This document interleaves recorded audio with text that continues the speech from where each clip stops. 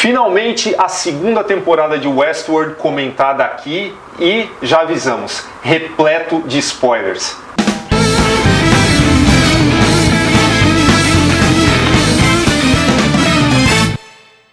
I dreamt I was on an ocean. You and the others on the distant shore. Were you with us? No. E aí pessoal, chegando com mais um Formiga na Tela, videocast semanal do formigaelétrica.com.br. Hoje contando com a presença especial da jornalista Juliana Varela. Oi gente, tudo bem? Vamos falar aqui bastante. Muito, né? Porque nós vamos falar da segunda temporada de Westworld, que é algo assim que tem dividido opiniões aí mundo afora e tal. Toda segunda temporada, né? Sim, quase sempre. E nós já fizemos um programa também muito bacana sobre a primeira temporada. O card com o link para você ser direcionado a ela tá aparecendo aqui no alto da tela. E vamos lá, né? Já avisamos que tem spoiler pra caramba, tal. A gente imagina que você que está assistindo, você já tenha visto a série e tal. Se não viu, por favor, assista para depois voltar aqui. Se não viu a primeira temporada, também corre atrás, porque essa sim é realmente imperdível, né? Mas vamos lá. A gente já concorda que a primeira temporada foi ela é melhor, bem superior, com certeza, né? Acho que como quase toda a primeira temporada, ela é mais bem acabada. Ela é feita pra, caso não dê sucesso, não vai ter outras temporadas, né? Então ela se fecha muito bem ali e ela tem um foco muito mais claro do que a segunda temporada. Então você sai da primeira mais impactado, mais satisfeito. E a segunda ela já tenta trazer muitos temas ali. Então alguns dão certo, outros nem tanto. E é uma coisa um pouquinho mais bagunçada, digamos assim. Mas acredito que a densidade conceitual, a densidade dramática conseguiu se manter, né? Sim, ela continua sendo uma série muito relevante, né? Eu acho até legal que eles não repetiram a primeira temporada na segunda, né? Eles não repetiram os mesmos temas, eles conseguiram trabalhar novos temas e preparar outros ainda para terceira temporada, para as próximas. E ela trabalha muitas coisas que são interessantes para o dia de hoje, né? Então, tem uma coisa que ela traz de muito diferente, que é a coisa de captação de dados, né? Que a gente tem visto muito esse ano passado, falar de Facebook, de Google, dos dados que eles captam dos usuários, e é um tema que já vai se infiltrando na série aos poucos, assim. Então ela é muito relevante, muito atual. Sim. A gente tinha falado bastante no programa anterior sobre alguns conceitos que foram marcantes, né, para a construção desse mundo, né, que foram absolutamente além do filme do Michael Crichton, né, que ele é um filme divertido, porém hoje ele é uma curiosidade trash, né, mas muito mais. A série pega uma inspiração e constrói outra coisa. Sim.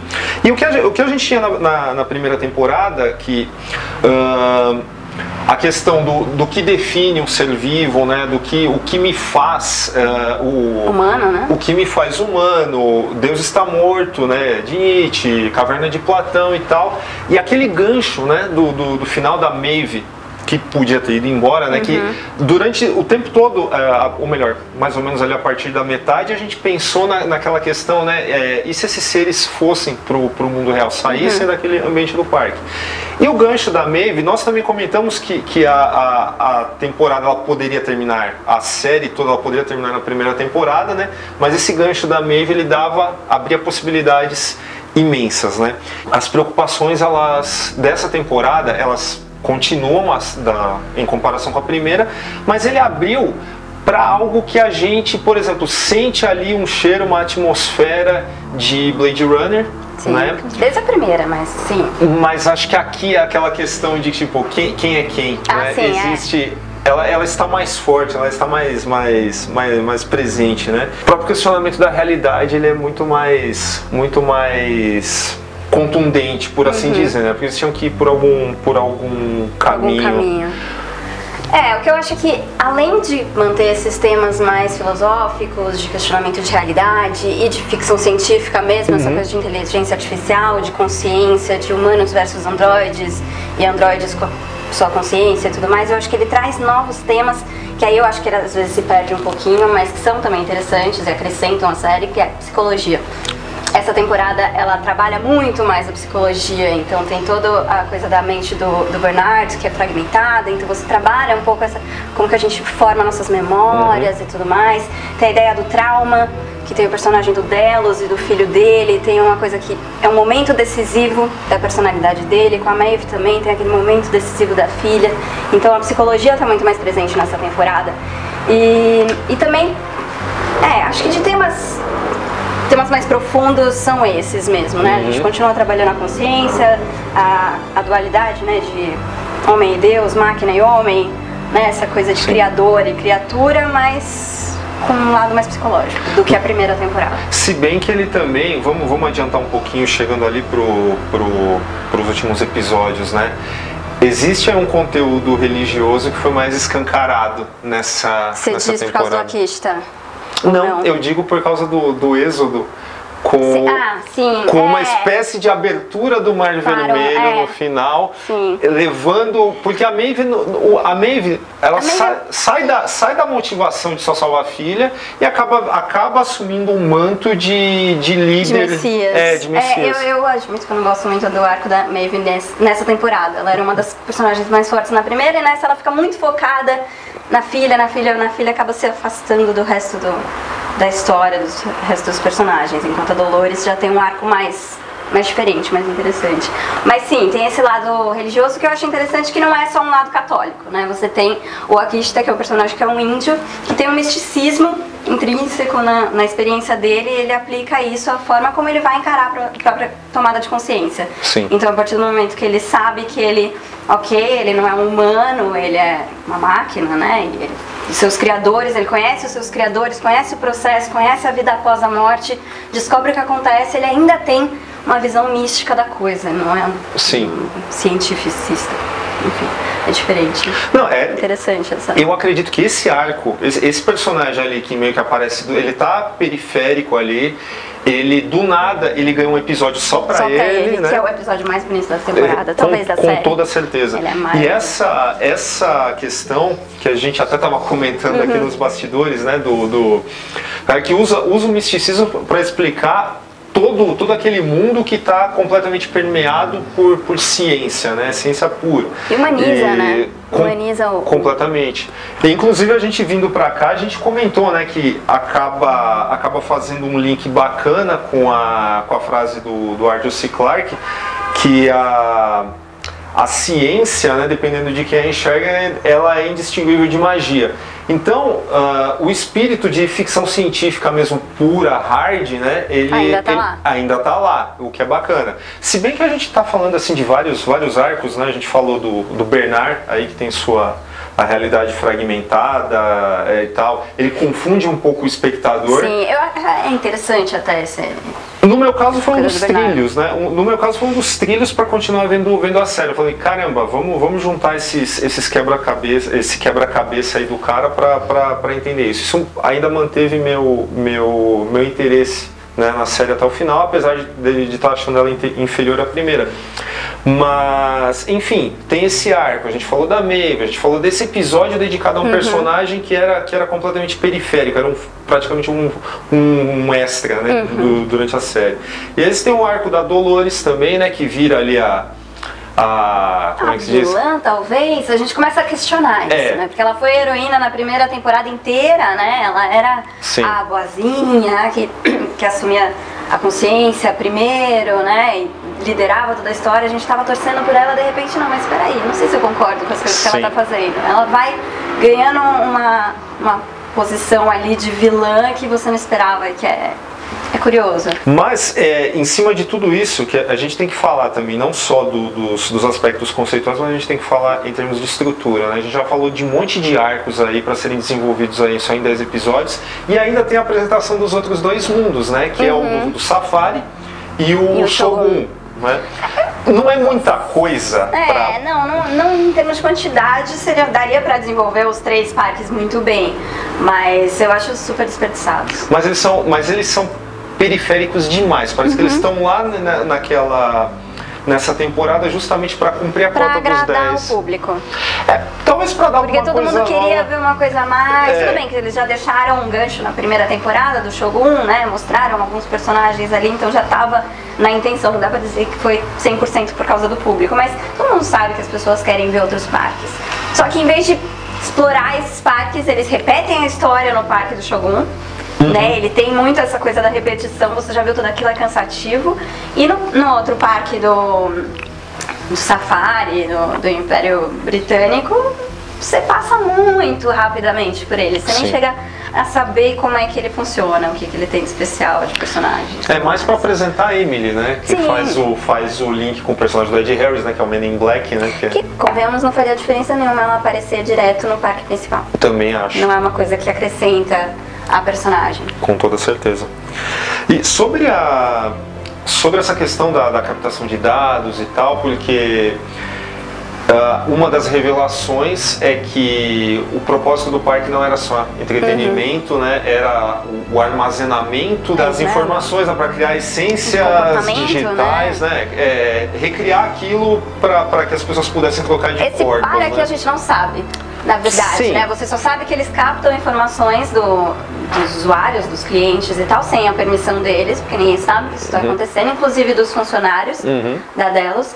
Mas você não sabe pra quê exatamente. Você tem 1000 possibilidades. Eles podem usar isso pra aprimorar o parque, pra tornar mais realistas e mais humanos os androides. Obviamente eles não vão usar pra isso, mas poderia ser uma justificativa. Eles podem usar isso pra o que a gente vê com o Delos, que é recriar uma versão Sim. androide dos humanos, Imortal, né? Então, né? Buscar imortalidade, que é uma questão muito tradicional da ficção científica, a gente sempre vê isso, mas a gente vê isso numa forma mais virtual, Sim. não com o corpo físico, então eles tentam fazer isso com o corpo físico, não dá certo até agora.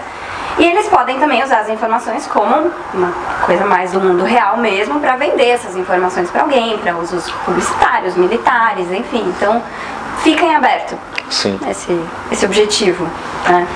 E o lance do virtual, todas essas informações, toda aquela caralhada de dados, né, que eles juntaram, que dá também o senso de urgência para o arco da Charlotte ali, né, que tem que passar aquilo, tem que fazer a transferência daqueles dados para que eles possam sair do parque, né? Porque na verdade era só aquilo que importava, né, Eles poderiam ter saído muito antes se Sim, não tivesse isso. para a administração do parque era aquilo que importava. Isso acaba abrindo possibilidades muito bacanas em relação à metáfora religiosa que a gente tinha falado no começo aí do êxodo, como se fosse um mar vermelho abrindo e abrindo um mundo virtual. Sim. Que seria a salvação para os anfitriões, né, para os androides. Então quando você pensa nessa... Seria salvação para os dois, né? Porque os androides deixariam de ser uma ameaça para os humanos também. Sim. Né? Você salva eles porque você não destrói, ok, o corpo deles e tudo mais, então eles estão num backup eterno. Mas você também tem isso como uma proteção. Agora eles estão em outro mundo, eles não estão no mesmo que o nosso, mas eles podem vir, né? Os humanos podem Sim. vir a chegar nesse mundo, que é uma coisa que a gente vê como forte também, que ele pode, né, ter transferido a consciência dele para o mundo virtual. Então tem essas possibilidades para próximas temporadas. Agora você falou de forma, né, de estrutura da série e tal, tem uma coisa que eu acho muito legal, que é o formato fragmentado dessa temporada, que é muito mais fragmentado do que a primeira. Sim. A primeira não era fragmentado, né? Eram 2 linhas, você tava ali. Ele espelha a mente do Bernard. Né? Então ele coloca a gente no papel dele, né? Tanto que ele é a nossa linha, né? A gente sabe que a gente está em diferentes linhas do tempo por causa dele, mas ele faz a gente ter a sensação que ele tem de estar vivendo várias coisas simultâneas, várias memórias simultâneas e não saber exatamente o que aconteceu antes. Ele não sabe e a gente não sabe. Então não é que tem uma história que a gente tem que desvendar, ele tem que desvendar e a gente desvenda junto com ele. Então é muito legal eles colocarem isso na forma da série também, é mais proposital do que só pra enganar o espectador. Só pra ter uma viradinha que nem foi na primeira. Não é uma revelação. É verdade. E assim, o papel do Bernard também, no final, a gente já entrando no desenlace, né? Naquilo que dá o gancho. Sei lá, Martin Luther King, Malcolm X, ali ele com a Dolores, ou sei lá, Professor Xavier e Magneto. Pode ser. Eu acho mais um Professor Xavier e Magneto. Um não vai destruir o outro jamais. Sim. E não quer e não pode. Porque senão os mutantes não sobrevivem. É muito a mesma coisa. Mas eu acho genial aquele diálogo final deles, né? Primeiro, que você não sabe quando ele se passa. E se você assiste, a Dolores está com 2 figurinos diferentes. Então pode ser que parte dele se passe antes, parte dele se passe depois. Porque ela já está com um figurino que não existe mais, né? Então, é uma loucura. Você já não sabe quando ele acontece. Mas o que eles falam é incrível, porque... Primeiro que um pouco antes disso, se revela que a Dolores criou o Bernard, não o contrário. O tempo inteiro você imaginava que o Bernard era o cientista e ela era o robô e ele criou ela. Mas meio que ela criou ele 2 vezes, ou várias vezes. Enfim, ela recria ele no mundo real. Mas ela criou ele originalmente pelas memórias do Arnold. E tal. E aí ela veio e falou, então, eu recriei você, que era o meu maior inimigo, pra você continuar sendo o meu maior inimigo, me testando, e assim nós 2 vamos morrer, mas a nossa espécie sobrevive. Então é muito bonita essa ideia aí. Não, embaralhamento, embaralhamento dentro de uma reviravolta que não soa forçada, né? Porque esse negócio esse paradoxo de, simplificando, né, do ovo e da galinha, cara. Quem que foi primeiro?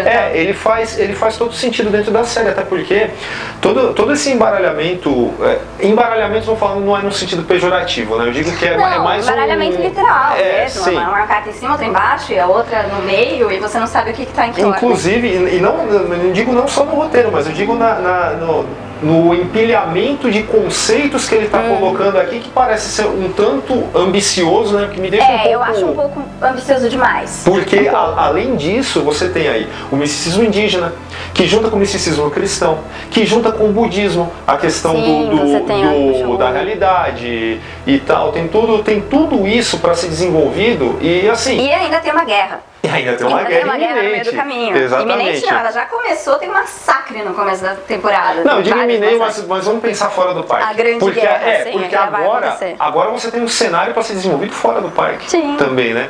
Tem 2 cenários, tem fora do parque e tem o virtual. Exato. É verdade. São 3 cenários, então. Vai ter o parque. E assim...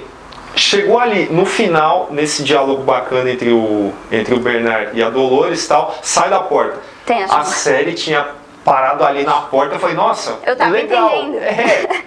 Aí depois você tem uma cena pós-créditos para ressignificar, ou melhor, não é nem ressignificar, mas tipo, jogar mais um negócio ali pro espectador e falar, caramba, vamos abrir outras possibilidades, outras teorias. Né? Quando que foi aquilo?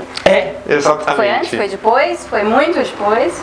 Eu acho que é exatamente por isso que as temporadas elas demoram 2 anos, né, entre elas, né? Porque a próxima agora é só 2020, né?